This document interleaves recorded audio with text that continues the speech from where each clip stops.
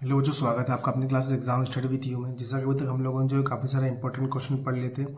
ठीक है, आप सभी कमेंट के द्वारा हम लोग जो है आप लोगों के लिए जीवन परीक्षा और कवि परीक्षा लोग लेके आए हैं। ठीक है, जो कि आपके कल का एग्जाम पेपर है उसमें काफ़ी सारे जो है इंपॉर्टेंट रहेंगे, जो कि आ सकते हैं या आने ही वाले हैं, जिनको हम कह सकते हैं। ठीक है, तो बिना किसी देरी के हम स्टार्ट करते हैं। आज का हम देखते हैं पहला क्या बोल रहा है कि प्रेमचंद का देखते हैं हम लोग। प्रेमचंद जी का जीवन परिचय क्या कह रहा है। प्रेमचंद की दो रचना कर देखते हैं। पहली है मानसरोवर, दूसरी है सेवा सदन। ठीक है, रणभूमि भी है, गोदान भी है, गबन भी और माधुरी भी है। अधिकांश बच्चे गबन और गोदान मुंशी प्रेमचंद की याद रखते हैं। ठीक है, इसकी भाषा शैली अगर हम देखते हैं कि भाषा शैली कैसी थी, ठीक है, उसके बारे में पढ़ते हैं हम लोग, है ना। ध्यान दीजिएगा, देखिएगा कि प्रेमचंद ने उर्दू के बाद हिंदी में लिखना प्रारंभ किया। ठीक है, प्रेमचंद ने हिंदी साहित्य में एक नवीन परंपरा का भी श्री गणेश किया और साधारण बोलचाल में हिंदी साहित्य की रचना की। कहीं कहीं इन्होंने संस्कृत प्रधान भाषा का भी प्रयोग किया। इनकी भाषा में मुहावरों तथा कहावतों ने अपनी भाषा के चार चांद लगा दिए थे। बस यहीं तक आपको उसको लिखना और याद करना। ठीक है, अब आगे बढ़ते हैं हम लोग। मान की शैली देखते हैं कि शैली कैसी है। ठीक है, शैली भी ध्यान दीजिए थोड़ा सा, देखिएगा कि इनकी शैली किस प्रकार की थी। ठीक है, देखते हैं हम आगे बढ़ के हम लोग तो क्या बोल रहे हैं, देखिएगा। प्रेमचंद के विषय के अनुरूप शैली को अपनाया है। इस प्रकार आपने वर्णनात्मक शैली, भावात्मक शैली, विचारात्मक शैली, मनोवैज्ञानिक शैली, हास्य एवं व्यंग्यपरक शैली में साहित्यिक सृजन किया है। ठीक है, अगला अंक देखते हैं हम लोग साहित्य में स्थान। साहित्य में स्थान क्या कह रहे हैं इनका, साहित्य में स्थान। ठीक है, प्रेमचंद हिंदी साहित्य के युग प्रवर्तक कहानी कारक माने जाते हैं। ठीक है, इन्हें युग प्रवर्तक कहानीकारक माने जाते हैं। इन्हीं हिंदी कहानी नया उपन्यास साहित्य को संबंध करने में आपका महत्वपूर्ण योगदान रहा है। मतलब इनका महत्वपूर्ण योगदान रहा है किसको, हिंदी साहित्य में उपन्यास साहित्य का भैया इन्होंने क्या है संबंध रखा था। ठीक है, उससे इसलिए इनको महत्वपूर्ण योगदान दिया गया है किसको, मुंशी प्रेमचंद्र को। ठीक है, इनके प्रमुख उपन्यास भी है। ठीक है, कई सारे निबंधों की रचना की है इन्होंने किसने, मुंशी प्रेमचंद जी ने। ठीक है, आगे बढ़ते हैं हम लोग। क्या बोल रहे हैं हम लोग का, आचार्य प्रसाद द्विवेदी का। ठीक है, दोस्त में देखते हैं आचार्य प्रसाद द्विवेदी की। तो अशोक के फूल और कुटल।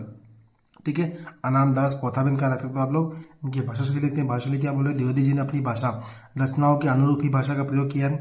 इनकी भाषा के तीन रूप हैं, तत्सम, प्रधान, तद्भव।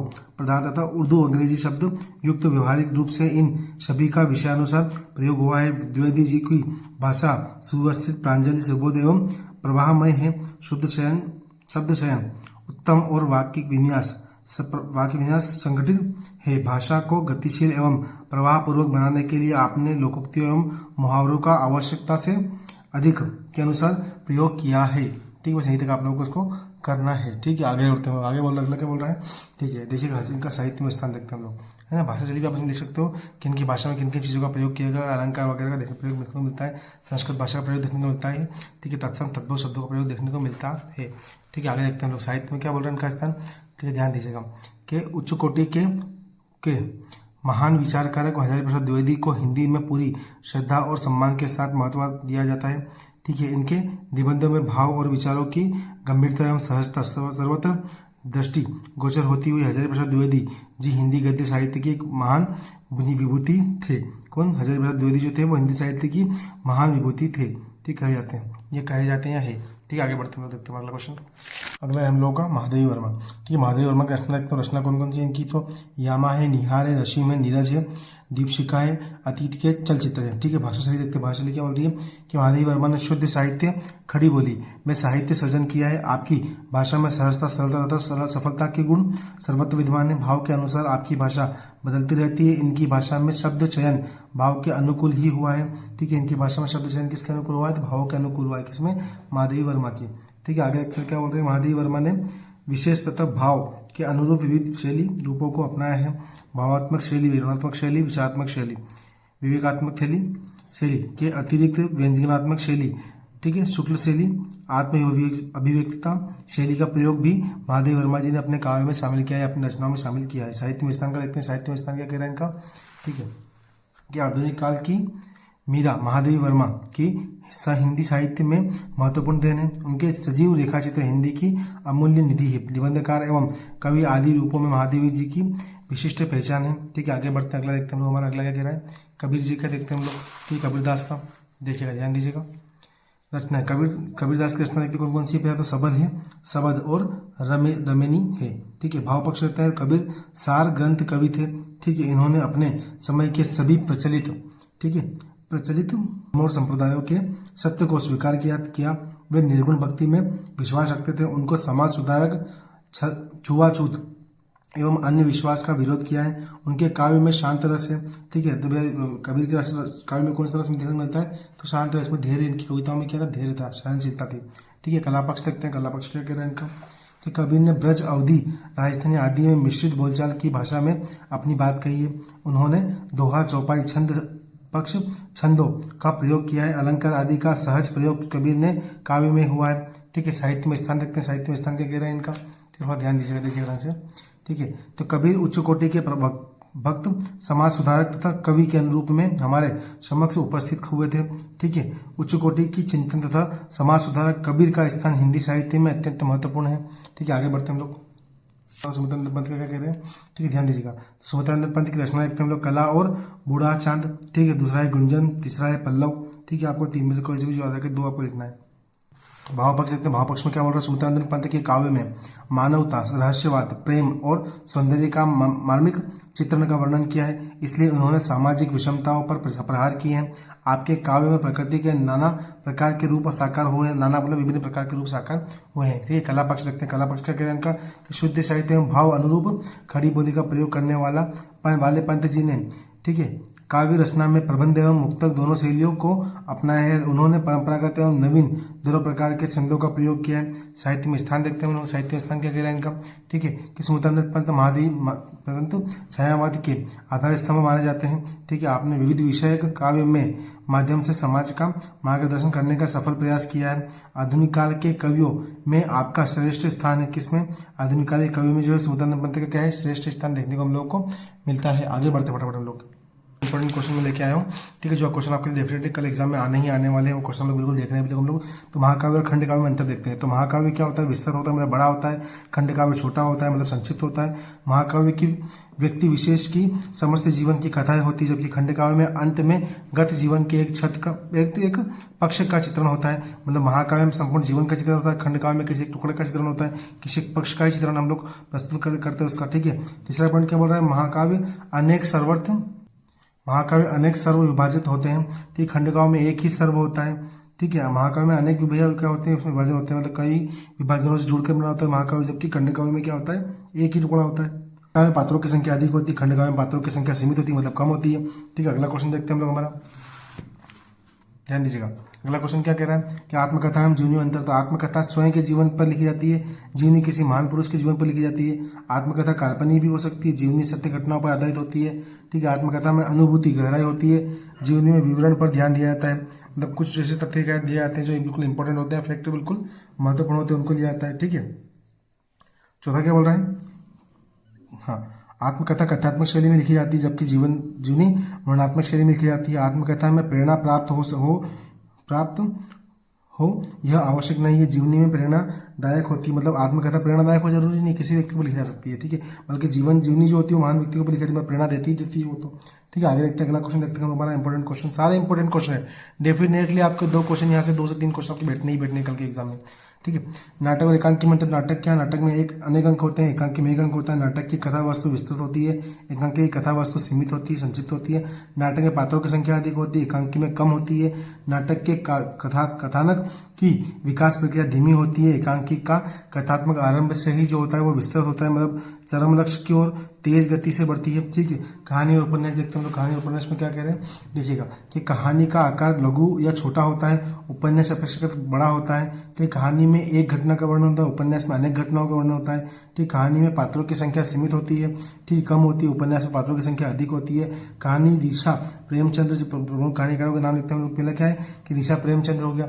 ठीक है, अगला देखते हैं तो उपन्यास का कौन कहें तो गोदान और गबन, किसके? मुंशी प्रेमचंद के भी पढ़ने आ गई। ठीक है, आगे बढ़ते हैं हम लोग। हमारा जो है वो स्थान प्रमाण पत्र से लेके मतलब कुछ जो आपके आवेदन पत्र जो आते हैं, ठीक है, एप्लीकेशन जो आती है वो देखने में स्थान प्रमाण पत्र की, आप इसको पढ़ लीजिएगा आराम से। ठीक है, फिर हम लोग देखते हैं बुक बैंक की, जो आपके लिए बिल्कुल डेफिनेटली आती है एग्जाम्स में। ठीक है, आगे बढ़ते हैं हम लोग। अब देख लीजिए, स्क्रीनशॉट ले लीजिएगा इसका। ठीक है, आगे बढ़ेंगे हम लोग फटाफट जल्दी से। फिर है शाला शुल्क मुक्ति हेतु। ठीक है, इसको भी एक बार देख लीजिए आप लोग, आराम शांति से पढ़ लीजिए, थोड़ा सा ध्यान दीजिएगा। ठीक है, फिर है अवकाश हेतु प्रार्थना पत्र। कभी मान लो गलती से आ गया था इजी, तो आप लोग बिल्कुल एक बार आपको ध्यान में होना चाहिए, पढ़ने में आना चाहिए आप लोगों को, है ना। आगे बढ़ते हैं हम लोग हमारा। ठीक है, आगे बढ़ते हम लोग देखते हैं भी अलंकार देखेंगे हम लोग हमारे। ठीक है। तो अलंकार देखो, दृष्टांत अलंकार क्या बोल रहे हैं, कभी क्वेश्चन दृष्टांत अलंकार से आपका समझते, कभी क्वेश्चन बन जाए बोर्ड एग्जाम वाले कहीं से भी क्वेश्चन उठाकर हम लोगों को दे सकता है। जब काव्य में किसी बात को उदाहरण के माध्यम से समझाया अर्थात जब पहले एक बात का कहकर उसमें मिलती जुलती दूसरी बात उदाहरण के रूप में कही जाए तो उसे दृष्टांत अलंकार कहते हैं। मतलब मान लो आपने कोई बात बोली थी, उससे मिलती जुलती आप दूसरी बात को उसमें मिला रहे हो, ठीक है, दोस्तों क्या बोलेंगे, दृष्टांत अलंकार हम लोग कहेंगे। इसमें काव्य में बिंब व प्रतिबिंब कहते हैं। बिंब और प्रतिबिंब मतलब वो कि मान लो एक हमारा चित्र दिख रहा है, उसके साथ में हमने मान लो कोई एक और चित्र मिला दिया तो उसको बिंब या प्रतिबिंब की तुलना में किसमें कहेंगे, दृष्टवान में कहेंगे। ठीक है, अगला देखते हैं क्या बोल रहे हैं कि वक्रोक्ति अलंकार। वक्रोक्ति अलंकार क्या कह रहा है, ध्यान दीजिएगा कि जब सुनने वाला व्यक्ति और कहने वाला व्यक्ति की बातों का अलग अर्थ निकाल लेता है वह वक्रोक्ति अलंकार होता है। मतलब कहना कुछ और चाहते हैं, वाक्य उसका अर्थ कुछ और निकाल लेता है सामने वाला व्यक्ति, ठीक है, तो वहाँ पे कौन सा अलंकार होता है, वक्रोक्ति अलंकार हम लोग का होता है।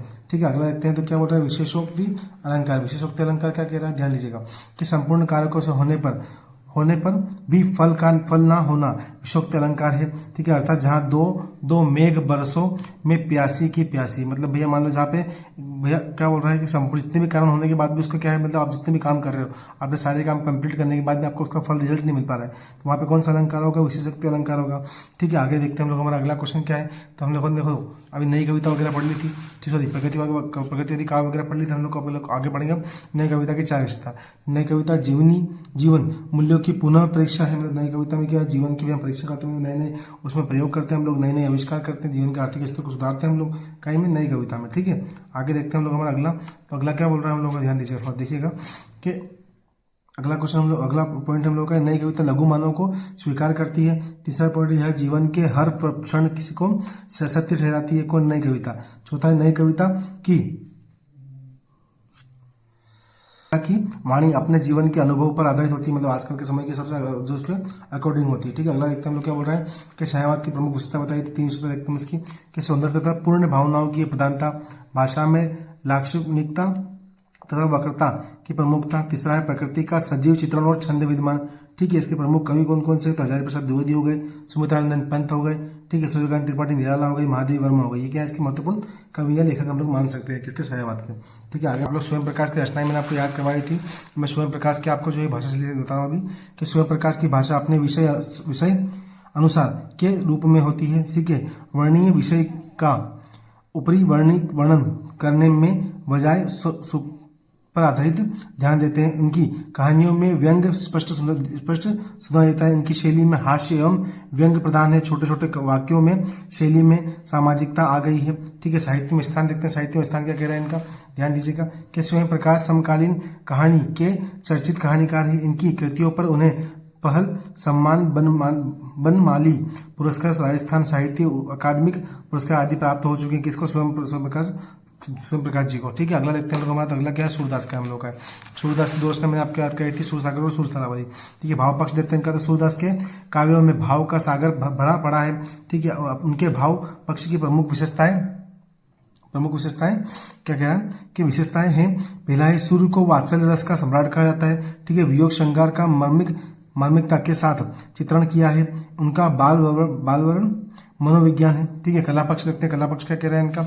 ठीक है, किशोर की रचनाओं में भाव पक्ष एवं कला पक्ष में मणिकंचन संयोग है। सूर्य ने अपनी भावनाओं की ब्रज भाषा के माध्यम से व्यक्त किया है। इनकी भाषा में कोमलता, पदावली, सरलता और प्रवाह है। उपमा उत्प्रेक्षा अलंकारों का प्रयोग उन होने प्रचुर मात्रा में किया है इन्होंने। ठीक है, साहित्य में स्थान देखते हैं, साहित्य में स्थान क्या कह रहे हैं इनका, ध्यान दीजिएगा, समझिएगा कि भाव सौंदर्य की दृष्टि से इनका वात्सल्य वर्ण अद्वितीय है। सूरदास को वात्सल्य सम्राट माना गया है। सूरदास विश्व साहित्य के महान कवि कहे जाते हैं। ठीक है, सूरदास विश्व साहित्य के महान कवि कहे जाते हैं। आगे बढ़ते हैं फटाफट हम लोग। ठीक है, तुलसीदास को देखते हैं हम लोग, तुलसीदास से क्या कह रहे हैं हम लोग, अब तुलसीदास की 2 रचनाएं कौन कौन सी हो गई भैया हम लोग, तो रामचरितमानस और गीतावली। ठीक है, भाव पक्ष क्या बोल रहा है, भक्ति की भक्ति क्यों ईश्वर की प्राप्ति का साधन मानने वाले कवि तुलसीदास तत्कालीन समाज में भक्ति कवि के साथ साथ समाज सुधारक भी माने जाते हैं। तो तुलसीदास को भी भक्ति कालीन कवि के साथ साथ में हम लोग समाज सुधारक कवि भी कहते हैं। किसको, तुलसीदास जी को। ठीक है, इसके लिए उन्होंने काव्य शास्त्र को माध्यमों बनाकर हिंदी साहित्य को श्रेष्ठ रचना प्रदान की है। किसने? तुलसीदास जी ने। ठीक है, आगे देखते हैं कला पक्ष क्या कह रहे हैं हम लोगों का कि आपकी भाषा संस्कृति निष्ठ है। भाषा में अवधी एवं ब्रज भाषा के शब्दों के साथ साथ कहीं कहीं अरबी फ्रांसीसी भाषा की लोकप्रियता का प्रयोग भी मिलता है। प्रमुख रूपों से अवधी का प्रयोग भी मिलता है। किसमें? इनकी भाषा में। ठीक है, साहित्य में स्थान देखते हैं इन लोग का। हम इनका क्या कह रहे हैं कि हिंदी के स्वर श्रेष्ठ कवि के रूप में आप सुविख्यात हैं। आपकी रचनाएं मानस महाकाव्य की प्रसिद्ध रचना है। ठीक है, हिंदी साहित्य में विशेष स्थान प्राप्त हुआ है। किसको? तुलसीदास जी को। ठीक है, आप लोग ऐसे कर सकते हैं इनको। जो आप जितने भी मतलब जो कल के एग्जाम में आपके आने वाले क्वेश्चन है वो लगभग आज हम लोगों ने सारे ही कवर करें और बिल्कुल आप लोग अच्छे से एग्जाम दीजिएगा। ठीक है, अगर मान लो कोई सा क्वेश्चन बाहर से बनता भी तो आप उसको डेफिनेटली आपने इतना पढ़ा है कि आप लोग उसको क्वेश्चन को बिल्कुल बना सकते हैं थोड़ा बहुत। ठीक है, थोड़ा सा ध्यान से लिखिएगा, राइटिंग अच्छी लिखिएगा, मात्राओं का ध्यान रखिएगा। ठीक है, बिल्कुल आसानी से और अच्छी तरह से भैया आपकी एग्जाम दीजिएगा। ठीक है, थोड़ा सा ध्यान से पेपर दीजिएगा। All the best. Thank you so much.